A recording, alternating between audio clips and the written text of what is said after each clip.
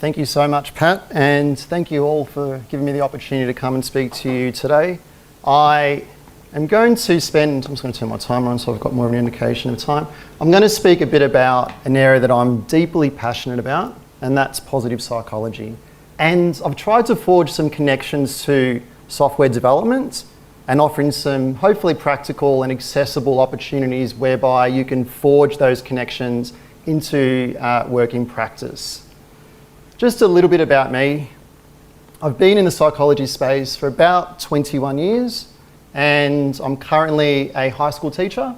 I teach English and English language to senior students and some junior students at Camberwell Grammar School. And English language is sort of like entry-level linguistics. So I want to sort of touch later on about some areas in psycholinguistics and how language is important for different approaches in the sort of positive psychology space. I have published poetry and a few short stories, and Pat's added that I'm a rubber duck, which I'm not quite sure what that is, but it certainly has some relevance. So let's kick things off. I should go for about 25 to 30 minutes, so hopefully there's something useful that you can take. And the other thing too is, my understanding of software development is superficial. So I've got a cursory understanding that's secondary. My very good friends, some of them work in software development, and my two brothers. But that aside, I've got very little understanding. So hopefully that intersect is relevant and authentic as I sort of go through.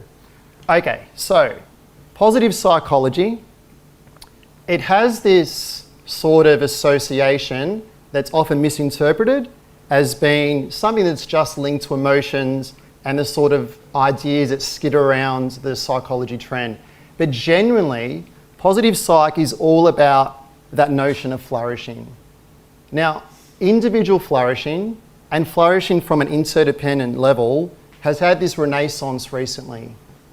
It used to be something that was sort of seen as almost socially psychological in its foundation, but now it has a much more practical application.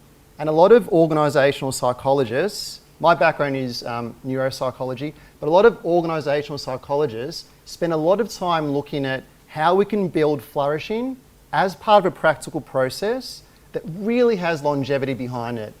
So you build skills and you have the capacity to hold on to those skills over an extended period of time. It sort of was coined in the late 90s when Martin Seligman took over the APA presidency and sort of wanted to move away from the concept of pathologizing mental illness. So he saw in the 90s that sometimes when individuals present themselves with a need for psychological intervention or just for conversation, that we need to champion those skills and we need to celebrate those skills that make them sometimes what might be seen as different. With that in mind, he came up with this sort of idea that positive psychology is what we should focus on and shift away from the sort of punitive exercises that are traditionally grounded from other models that the APA and the other organisations like the World Health Organization have adopted for decades. So that's the sort of etiology where positive psychology first was coined.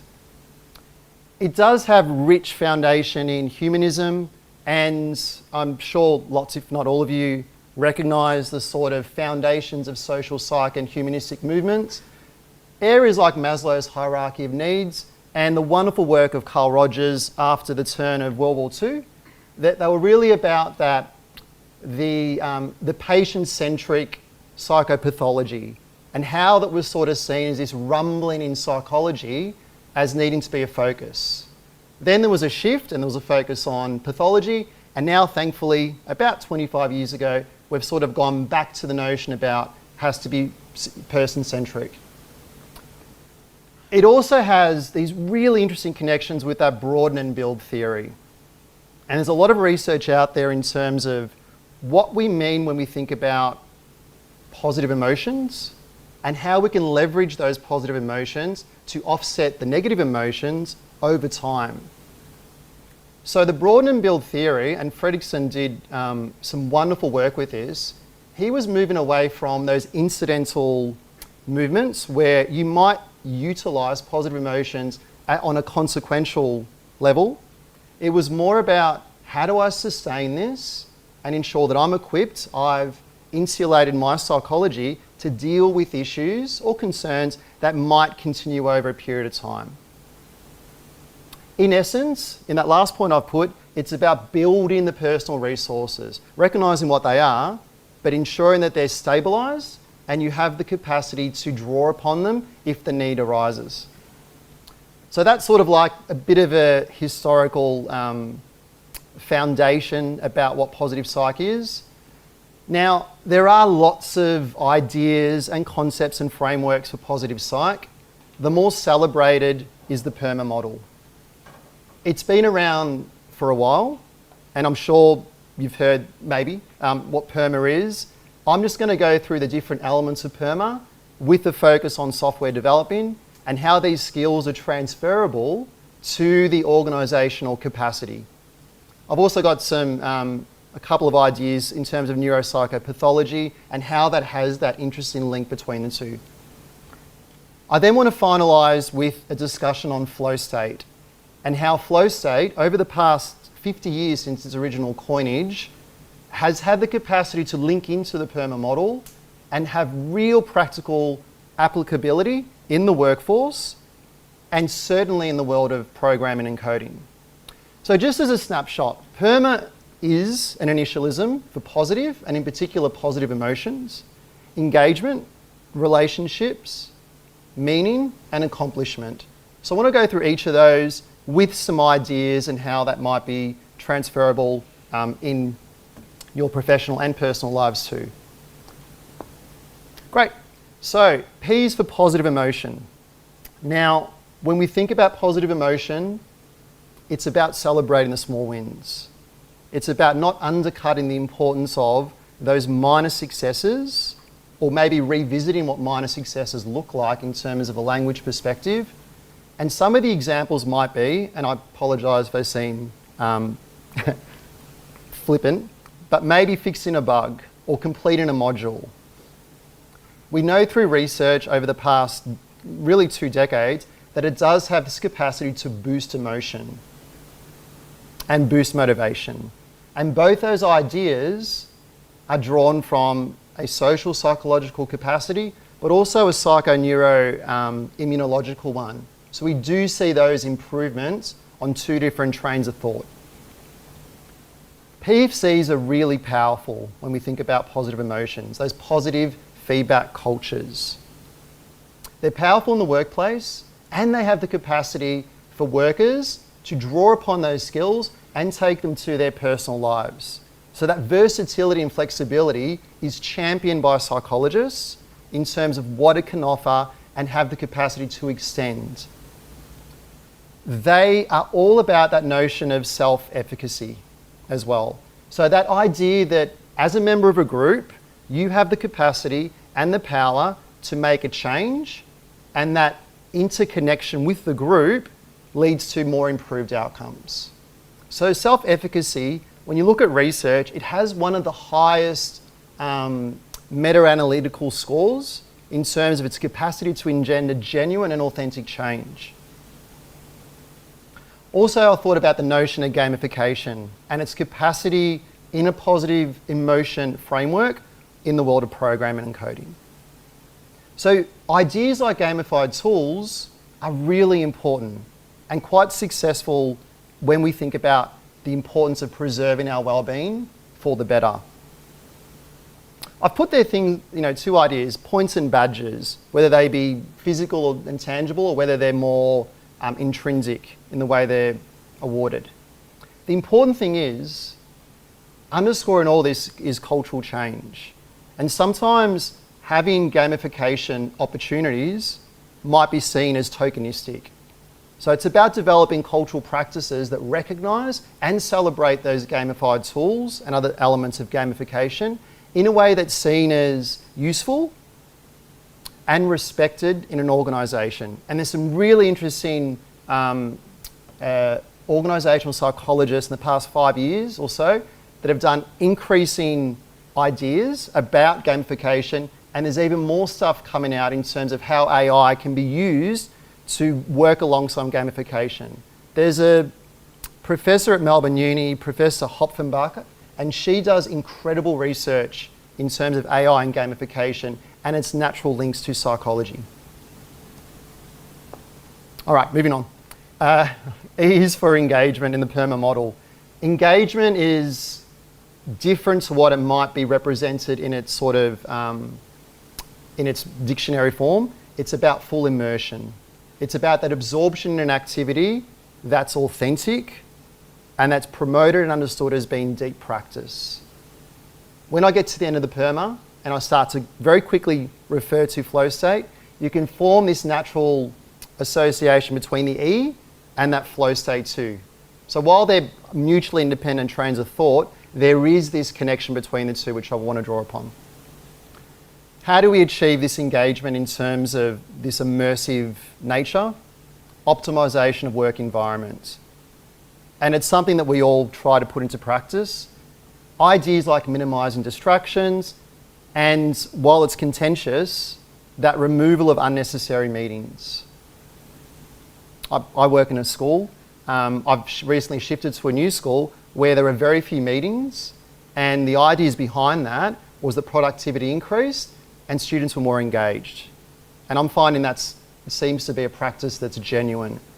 So that removal of unnecessary meetings is something that is highly regarded in the positive psychology narrative as being an important feature of promotion and self-wellbeing and success. There are questions. What do I mean by necessary? What is a meeting? What sort of medium do the meetings occur? And they're areas that, again, I'm happy to share with Pat, there's some really interesting research that's coming out about different sort of meetings and how we accommodate using different platforms too. Lots of research out there about goals and how goals can lend to engagement. Generally, the research suggests that as long as goals have manageable chunks and clear objectives, then there can be that element of success. And then I've put in there, this is my sort of link to programming, but I did read about Google's 20% policy. So they encourage passion projects, and it's something that fits sort of naturally into the engagement process as well. So encouraging workers to engage in practices that might be their own sort of driving force. It might be linked to their professional practice, or it might be something that's more less professionally organised. Okay, relationships. And it was so great hearing Andrew's introduction before, because this is something that I'm truly passionate about, and I'd love to get Andrew actually into our school, so I might chat after this about doing conflict resolution. So relationships is probably the most dense area in PERMA literature. It's because we involve fundamentally more than one person, and I'm going to talk about very briefly the barrier of relationships, which is the conflict stuff. So it's two ideas when we think about relationships. It's strength and it's support. And that intersect between the two is so important for that word I used earlier on, that notion of flourishing. It is one of the areas that's often overlooked in the busyness of the workday. So a lot of HR departments and organisational consultants in psychology look at ways to mend relationships, but also how to solidify and build those relationships in practice. There's a question mark there, but I did find that capacity in programming, so something about mob programming as having an opportunity to foster collaboration in an authentic sense. And those wonderful team building exercises, when they're not done to a point that they become redundant and unnecessary, but they're in a way that's meaningful and they're in a way that's celebrated. Things like tonight, CocoaHeads, and other social events that Pat projected earlier on too. So with relationships, there's that natural barrier that occurs sometimes, and that's that notion of conflict.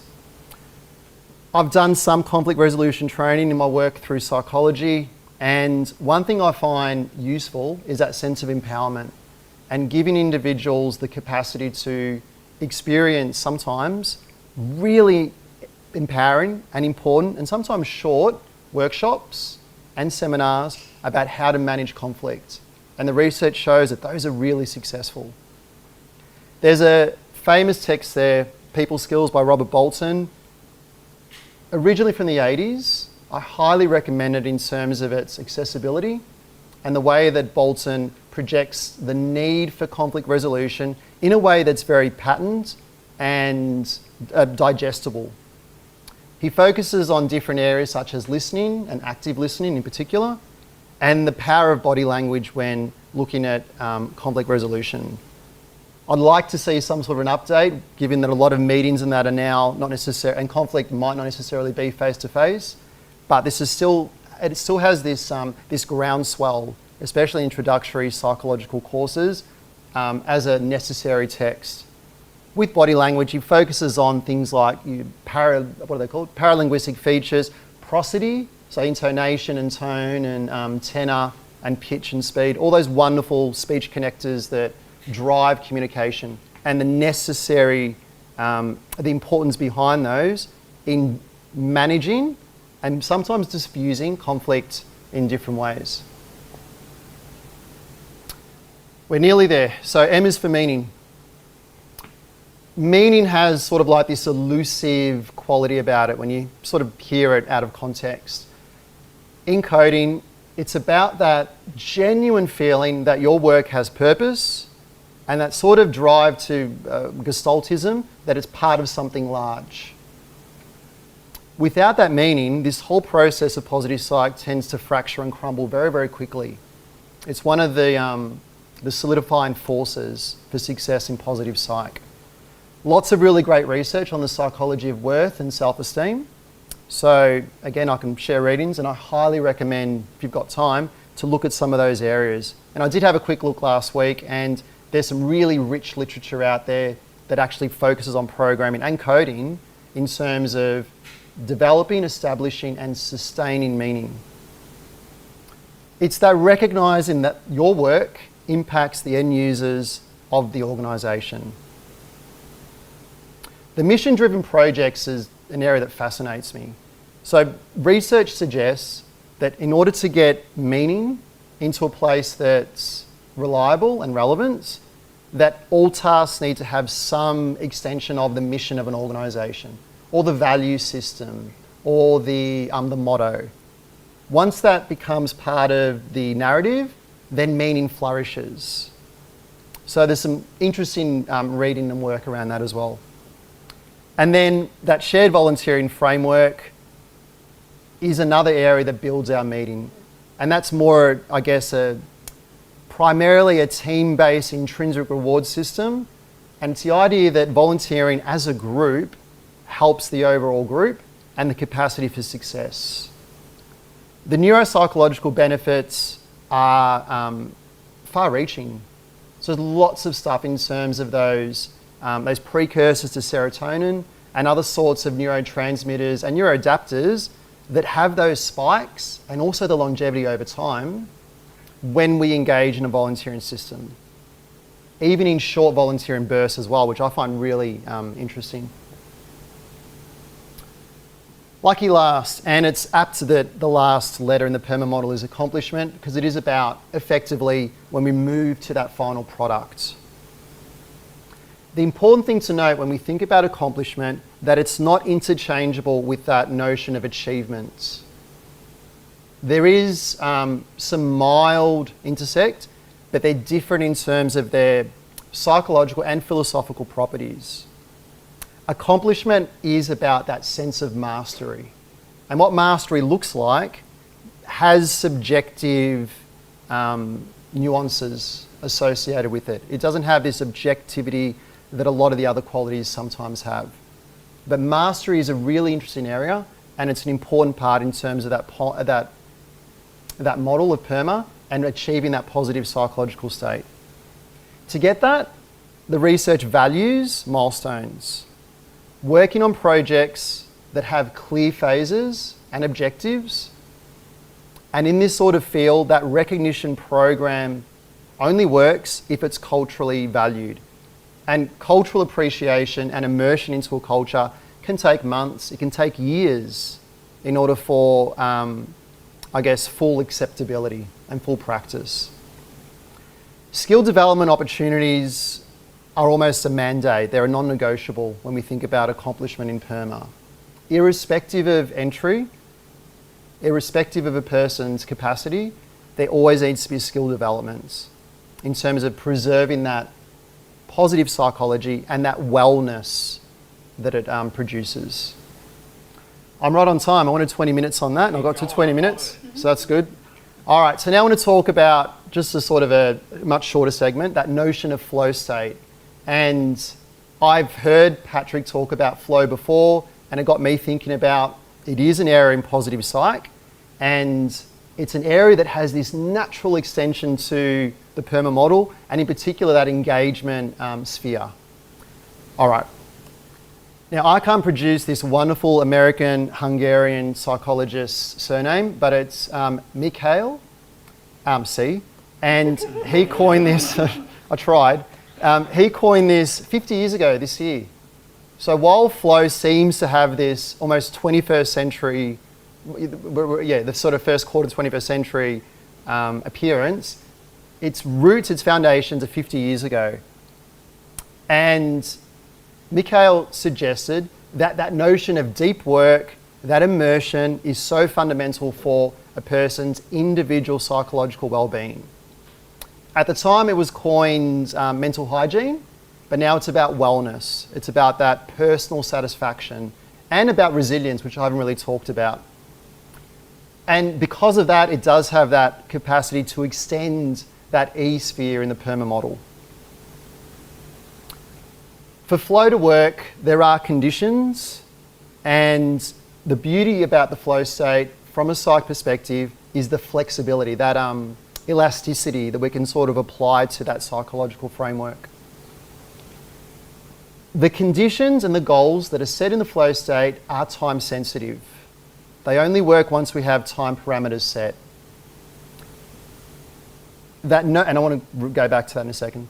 The notion of immediate feedback is also an area that helps, and to coin a term that I've heard, to stay in the flow. Without that immediacy, the flow state becomes severed pretty quickly. Now, what the feedback looks like, what the notion of immediacy is, it synonymous with brevity perhaps, that's where organisations and individuals within teams form those clear conjunctions early on in the process. This notion of balance between challenge and skill, so I've sort of extracted what I found was perhaps most useful in the wonderful world of programming. That challenge and skill has a history back to the early 1900s, and it's driven by that Yerkes-Dodson effect. So it's that inverted U where we need to be mildly aroused in order for flow state to work and in order for success to prevail. If we're under-aroused, so that sort of left-hand side of the inverted U, boredom is the result.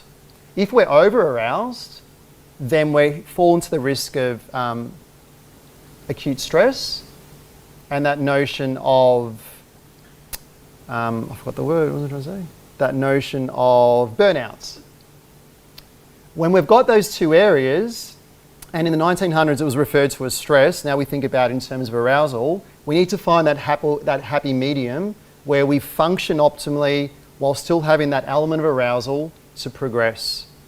The examples I've put there where we lose sight of the flow because we're falling in the outskirts, the sort of periphery of that middle zone, a junior developer who might be allocated a complex task may fall into that right-hand side. It might lead to those notions of burnout or those heightened stress. And on the other side of the spectrum, a senior developer that's assigned easier tasks might sort of skirt into that notion of boredom. Now, I know there's obviously complexities and there's nuances associated with those two examples, but generally as a model that works, it's about working on tasks that fit the individual and the team and ensuring that there is that excitement, that there's that arousal that's linked to those particular projects. Okay, there are practical applications of flow. So this is more the conditions, the theoretical practices. This is the practice of flow. those do not disturb modes are imperative. And whether they're physical in terms of signage or whatever other ways they're produced, or whether they're more intrinsic in their application. Again, sort of reverbing back to the E for PERMA, that optimization of the work environment, ergonomic setups, tools that enhance productivity, which might mean spending a bit of money sometimes. They're areas that build that practical application, and flow is what ultimately becomes championed. And again, building a culture that encourages deep work, and that takes time. Time blocking, lots of really interesting research about the psychology of time and how time blocking has almost as powerful a mechanism for intervention as client-practitioner interaction, which is really interesting in terms of the force of time blocking in the organisational psychology world. And then a technique which I'm sure you all are familiar with, and that's the Pomodoro technique, which I'm not going to read, but it's just on the screen there. But that notion of being very diligent and practiced and incisive in how we allocate time in order to engage and engender that sense of flow. And that cycle is important too, because these are ideas in positive psych, like I had earlier on, about developing skills and finding the resources that are sustainable over time. Perfect. All right, the benefits of flow. We know, and this is, I've tried to capture it in a programming paradigm. We know that flow increases productivity, both intrapersonally and interdependently. It has the capacity for problem solving to be expedient. In context, that might look like writing cleaner and more efficient code, or other sort of projects that have that more group and teamwork driven process. From a more pure psychological metric, that greater satisfaction is something that almost naturally occurs when we engage in purposeful flow. The flow state is intrinsically rewarding. It leads to heightened job satisfaction and reduced burnout. And then I imagine innovation in coding is quite an important area. So research shows that it does actually improve creativity. And what creativity looks like can be organisationally laden, or it could be something that's more intrinsically in terms of its motivation too. Okay, so just to summarise the two together, and what are sort of the take-home messages for programming. The PERMA model, it's been around for about 35 years, and it's gaining traction more and more in organisational psychological systems. It does boost and promote wellbeing. It helps with engagement and teamwork. And so it's got far-reaching benefits when we think about those two groups, those two ideals. And it builds that sense of purpose and mastery in programming and coding. The flow state is an extension. It helps improve focus, productivity, and it leads to better programming outcomes. Generally, by integrating these sort of concepts, and these are conceptual with practical foundations, into work, the technical performance improves, but also you're able to insulate your own psychological well-being and be able to almost intrinsically draw upon those resources when needed.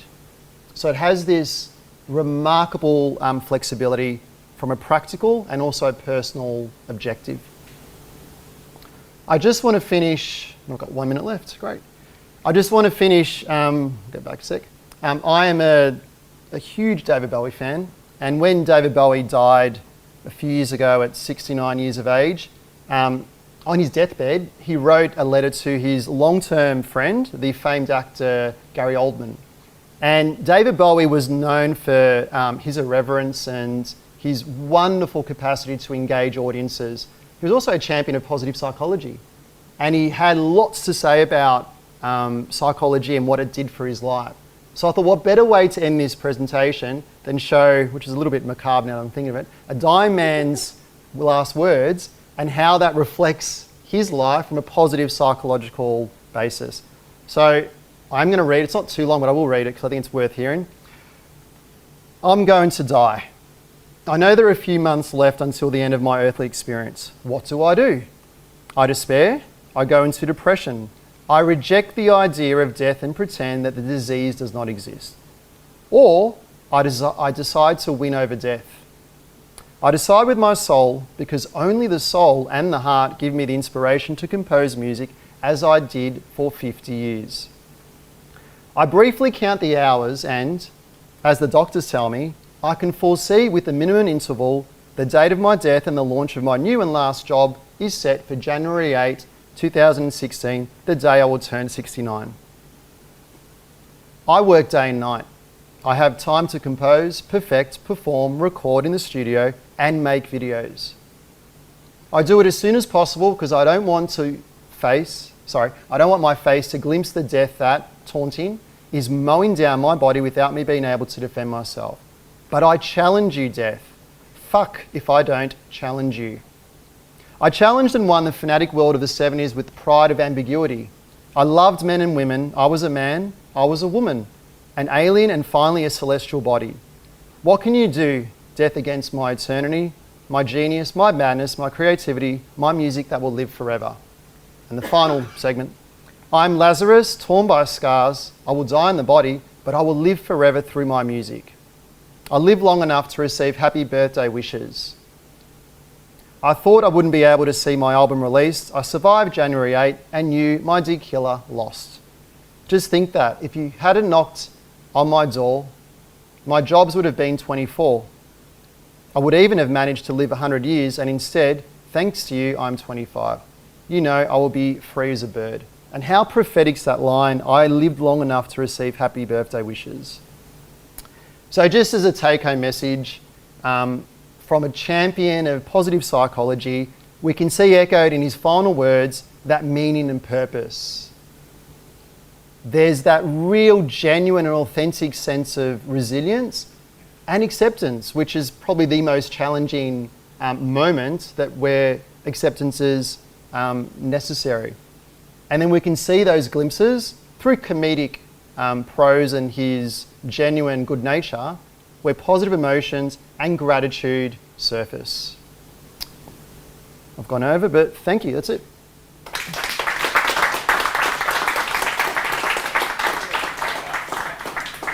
Questions? Any questions? No? Yes. Thanks, Pat. Thank you. That was a great preso. I wanted to think about the letter M, mastery. That was kind of the most loose kind of definition. And in our industry, one of the big problems is imposter syndrome. Mm-hmm. So I think that's kind of related. So you can have someone who's high performing and psychologically happy, but maybe they're suffering imposter syndrome. How do you deal with that? How do you diagnose and help someone suffering from a bit of imposter syndrome? Yeah, absolutely. The first thing, it's a really great question. Imposter syndrome it cross-fertilizes across most organizations, which I find interesting. So in the world of education, which is where I'm currently at, imposter syndrome is rife. When I did alcohol rehabilitation work many years ago in counselling, and likewise, it was quite prevalent there too. It's about, and the research shows it's about ownership, so recognising that imposter syndrome does exist. And once you normalise the process, and there's those discussions about it, there tends to be an ease of that sometimes overbearing tension and recognition that I'm okay. That this is something that I am actually proficient in, and I can move towards mastery. The other idea about mastery is it's sometimes quite distant, and that's okay too. So PERMA celebrates that you don't have to be necessarily masterful in everything. Sometimes good enough is good enough. So finding that balance between what I'm doing is great, I'll get to mastery at one point or close to it, and that imposter syndrome is something that affects most of us. My own personal experience now, I know nothing about programming, yet I've got something to share that hopefully has some sort of connection. I'm comfortable with that, and that builds my overall capacity to be well. Does that answer the question? Thank you. Yep. Any more questions? Yep, one on the left.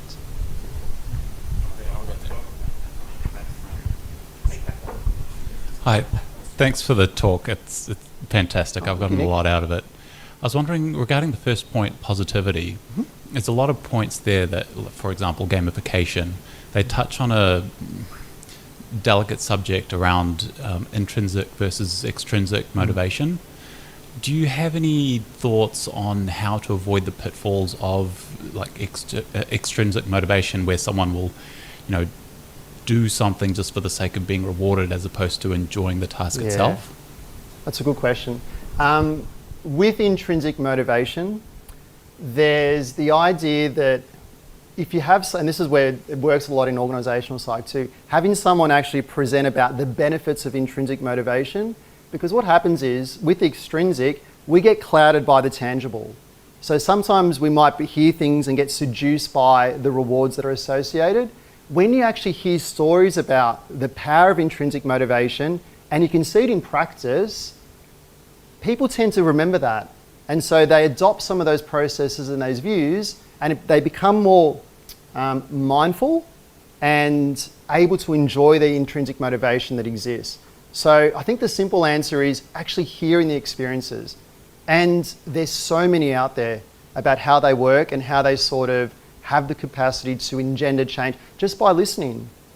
In the Bolton text, which I presented too, he touches on that notion of hearing the stories of others and how they can change a person's psychology. And that is an extension of intrinsic motivation too. But you're right, sometimes we tend to be swamped with the tangible, and sometimes that becomes almost secondary. So it's about championing it, finding that equality between those two processes. Yeah, which again, it's a cultural, that sometimes that cultural shift, because we're inherently change resistors, and sometimes building that cultural change makes a difference too. Yeah, thanks, Nick.